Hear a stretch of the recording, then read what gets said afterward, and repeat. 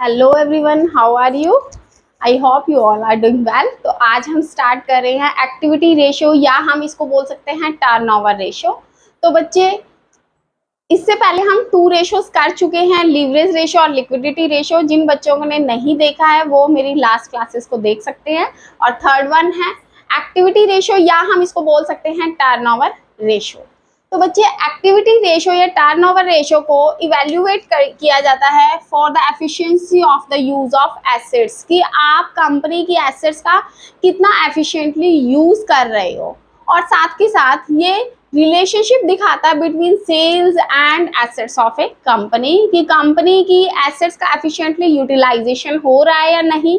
और वो किससे पता चलेगा? वो सेल्स से पता चलेगा। ठीक है, अगर प्रोडक्ट की अच्छी सेल हो रही है तब ही जो है टर्नओवर रेशियो रिस्पॉन्स करती है।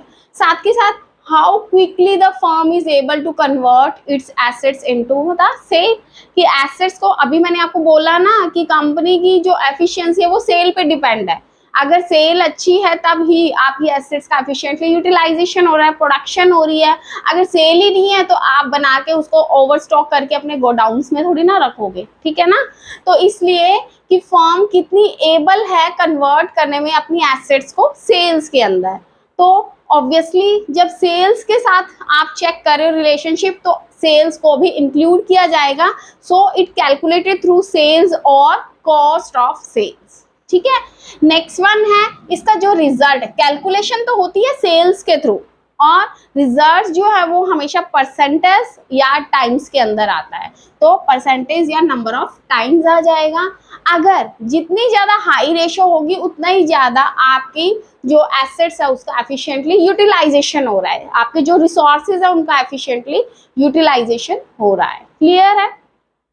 अब टर्नओवर रेशियो का तो ये मैंने आपको एक छोटा सा इंट्रोडक्शन दिया था। अब टर्नओवर रेशियो में नंबर ऑफ रेशियोज आती है, जिसके अंदर फर्स्ट वन है इन्वेंट्री टर्नओवर रेशियो। इन्वेंट्री क्या होती है? स्टॉक। ओके, तो अगर ये लो है तो फर्म जो है, इट मीन्स अपने जो स्टॉक रिसोर्सेज है उसका एफिशिएंटली यूटिलाइजेशन नहीं कर रही है। तो आप बोलोगे कि अगर लो है तो firm is not using stock resources efficiently. और साथ के साथ जो इन्वेंट्री टर्नओवर है वो डिपेंड करता है आपकी प्रोडक्टिविटी ऑफ सेल पे, है ना? एसेट्स, अभी फिर मैं दोबारा रिपीट कर रही हूँ यही बात कि एसेट्स का भी यूटिलाइजेशन प्रोडक्शन कैसे होगा? जब आपके प्रोडक्ट की अच्छी सेल हो रही है। अगर सेल ही नहीं है, मार्केट में आपके प्रोडक्ट की डिमांड ही नहीं है, तो आप एक्स्ट्रा प्रोडक्ट्स नहीं बना के रख सकते हो। ओके, तो अब फॉर्मूला क्या आता है इन्वेंट्री टर्नओवर रेशियो का? Cost of goods sold divide by average stock. Okay, तो कॉस्ट ऑफ गुड्स सोल्ड हम कैसे निकालेंगे? Opening stock plus purchase plus carriage plus wages plus other direct charges. एक बात ध्यान रखिएगा कि ये जो सारे के सारे चार्जेस है ये फैक्ट्री के अंदर है। ओके, तो आप बोल रहे हो कि opening stock, purchase, carriage, wages, other direct charges में से आप जो क्लोजिंग स्टॉक है उसको माइनस कर दोगे, तो ये हमारे पास आ जाएगा cost of goods sold. Next one, एक फॉर्मूला और भी है कि अगर आप नेट सेल्स में से ग्रॉस प्रॉफिट को डिडक्ट कर देते हैं तो भी हमारे पास कॉस्ट ऑफ गुड्स सोल्ड आ जाता है। और एक एवरेज स्टॉक का फॉर्मूला आप लिख लीजिए, opening stock plus closing stock divide by 2।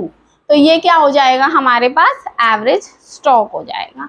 I hope ये पॉइंट्स आपको समझ आ गए होंगे।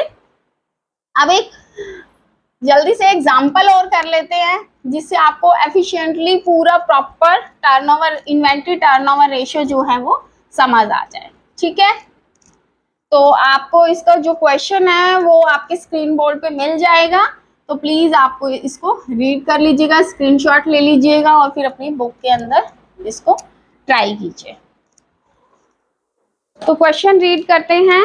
हमारा क्वेश्चन है इन्वेंट्री टर्नओवर रेशियो का, कि बिगिनिंग स्टॉक दे रखा है और एंडिंग स्टॉक दे रखा है। तो बच्चे, इससे हमारे पास क्या निकल जाएगा?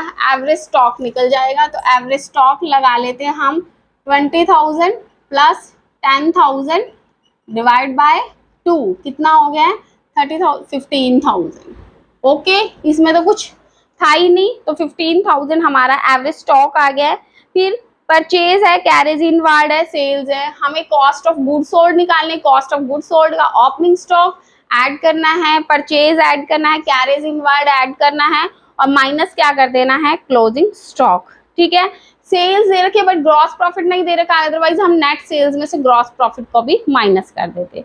तो कॉस्ट ऑफ गुड सोल्ड के अंदर ओपनिंग स्टॉक है 20,000, cost of good sold 20,000 plus purchase है 50,000 प्लस कैरेज है 5,000 और माइनस में क्लोजिंग स्टॉक है बच्चे 10,000। ठीक है, तो हमारे पास कॉस्ट ऑफ गुड सोल्ड जो है वो आ जाएगा 65,000। तो अब हम इन्वेंट्री टर्नओवर रेशियो का फॉर्मूला कर देते हैं, cost of good sold divide by average stock. Average stock कितना है, 15,000 हो गया, तो ये आंसर आ जाएगा 4.33। बच्चे इसको टाइम्स में ले लिया हमने, अगर परसेंटेज में लेना है तो इनटू में 100 कर दीजिएगा। ठीक है, तो ये 4.33 टाइम्स आ गया, ये हमारी इन्वेंट्री टर्नओवर रेशियो है। क्लियर है बच्चे? अगर इसी के अंदर एवरेज एज ऑफ इन्वेंट्री करना है, अगर पॉइंट आ जाता है एवरेज एज ऑफ, अगर कई बार क्वेश्चन आ जाता है एवरेज एज ऑफ इन्वेंट्री, ठीक है, तो उसका फॉर्मूला होगा days in a year, days in a year divide by inventory turnover ratio, inventory turnover ratio. ठीक है, एक डेज में कितने, एक ईयर में कितने डेज होते हैं, 365 होते हैं, तो 365 divide by inventory turnover ratio 4.33 कर लीजिएगा, तो हमारे पास आ जाएगा ITR।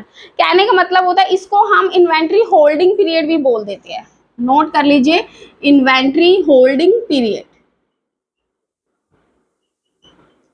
ये बार कई बार क्वेश्चन में आ जाता है, तो आप ध्यान रखिएगा कि इन्वेंट्री होल्डिंग पीरियड होता है। सीधी सी बात है कि इन्वेंट्री टर्नओवर रेशियो को अगर मेरे को डेज में कन्वर्ट करना है तो डेज से डिवाइड कर देना। आई होप आपको इन्वेंट्री टर्नओवर रेशियो समझ आ गया होगा। अगर वीडियो अच्छी लगी है तो प्लीज लाइक, सब्सक्राइब और शेयर करना मत भूलिएगा। मिलती हूँ नेक्स्ट क्लास में। Thank you so much, have a nice day, God bless you.